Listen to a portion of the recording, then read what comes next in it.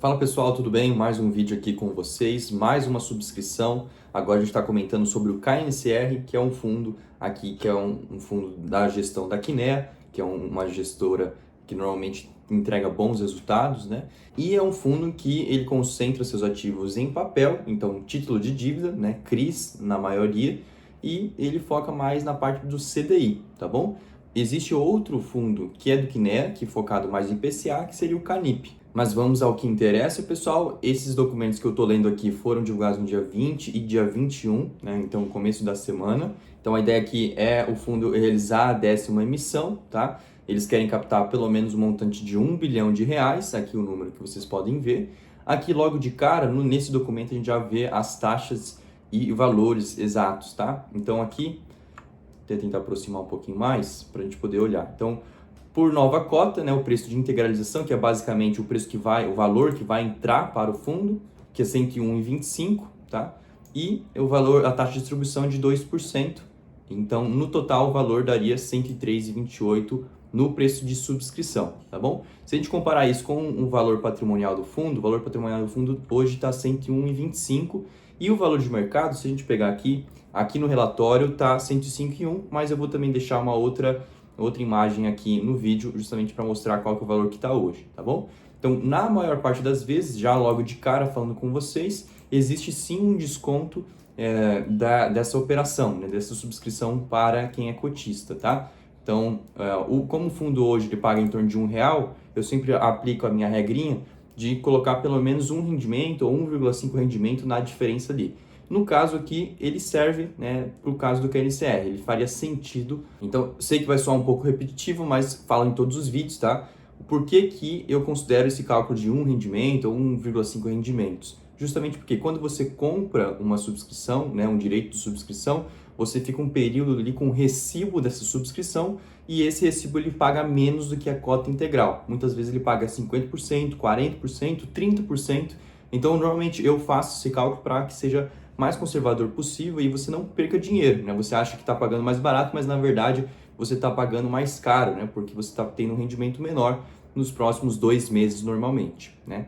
Então, por isso que eu coloco essa regrinha de um rendimento ou 1,5 rendimento para fazer sentido a subscrição, tá bom? Ou fazer uma flipagem, por exemplo, né?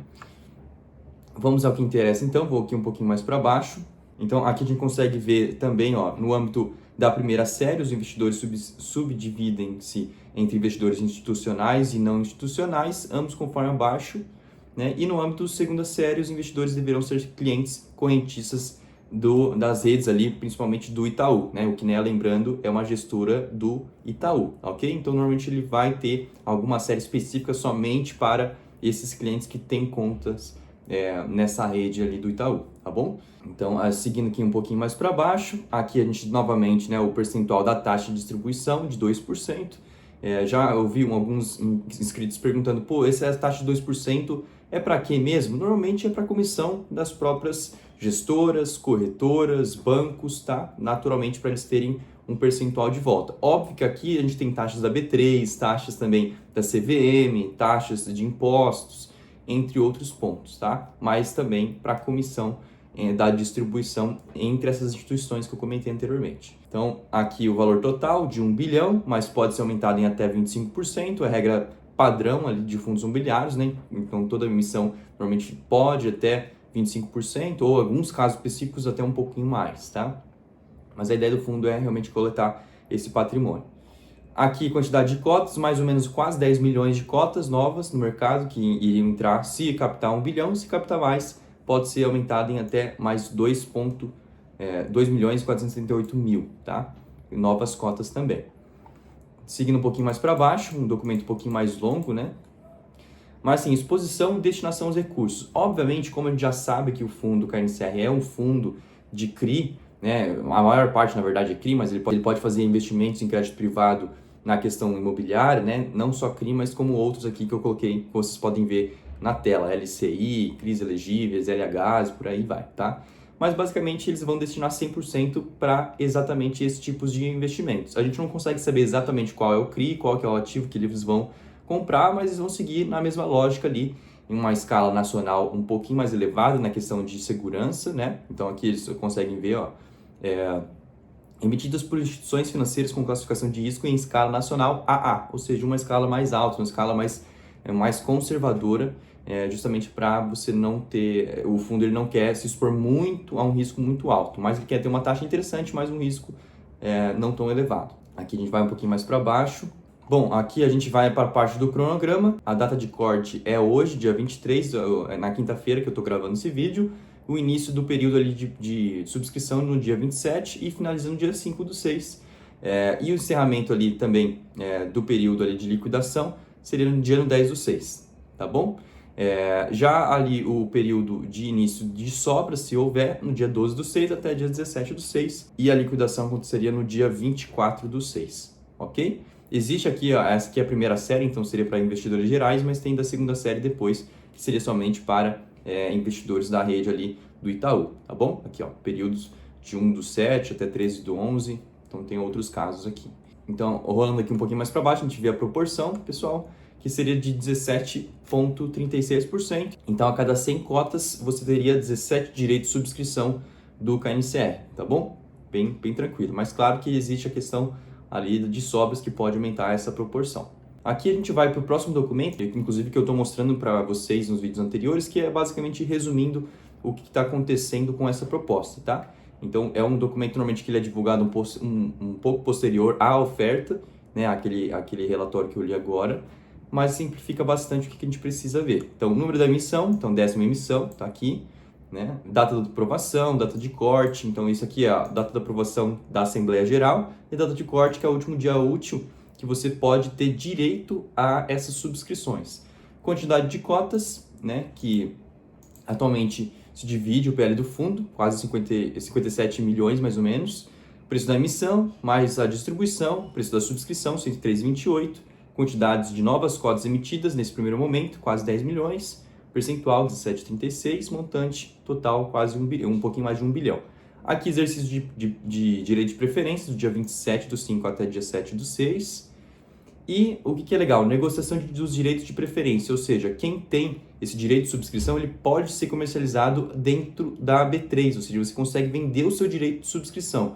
Normalmente é o número 12, tá, pessoal? Então, no caso, vai aparecer ali na sua corretora como KNCR 12, que você pode vender sim no mercado, ok? Lembrando que a tributação de subscrições, né, seria, ou direitos de subscrições, na verdade, seria de 15% sobre o seu lucro, ok? Então, se você tiver ali vamos supor, 100 direitos de subscrição, cada um vale 15 centavos, por exemplo, você tem 15 reais ali de lucro que você pode vender e aí você tem que pagar 15% sobre esses 15 reais, tá? Vai dar em torno do quê?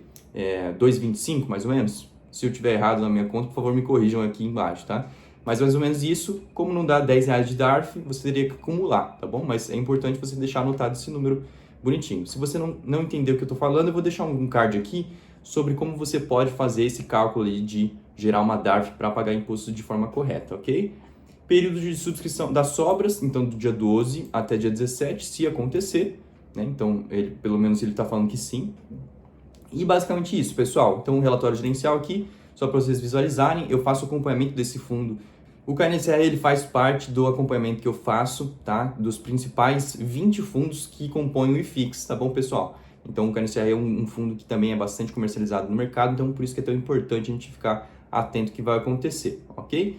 Então, o KNCR, aqui é a taxa, né, CDI mais 2,26, então uma taxa que é mediana, tá? Não é uma taxa muito alta ali para um fundo que foque ali em CDI, ele trabalha bastante a questão de segurança, tá? Dos ativos, ele tem uma certa alavancagem mais pequena, e ele está comercializando com ágil, né? Então ele está acima do valor patrimonial. Então, como eu falei no início do vídeo, vendo o valor de R$105 e você pagando 103,25 mais ou menos de taxa, normalmente pode fazer sentido sim você subscrever, porque você pode fazer ou uma flipagem mesmo, ou você pode estar adquirindo com desconto em relação ao valor de mercado, tá bom? Pessoal, tomara que tenham gostado do vídeo, um vídeo um pouco mais direto, realmente. Tem outras subscrições ainda nessa semana, atualização principalmente do BRCR, ainda não tive nenhuma novidade, mas o RINV, por exemplo, 11, que é um fundo aqui, que é um fundo de fundo, ele teve atualizações recentes sobre a subscrição que ele está tendo, né, de sobras, e eu vou atualizar também vocês, tá bom?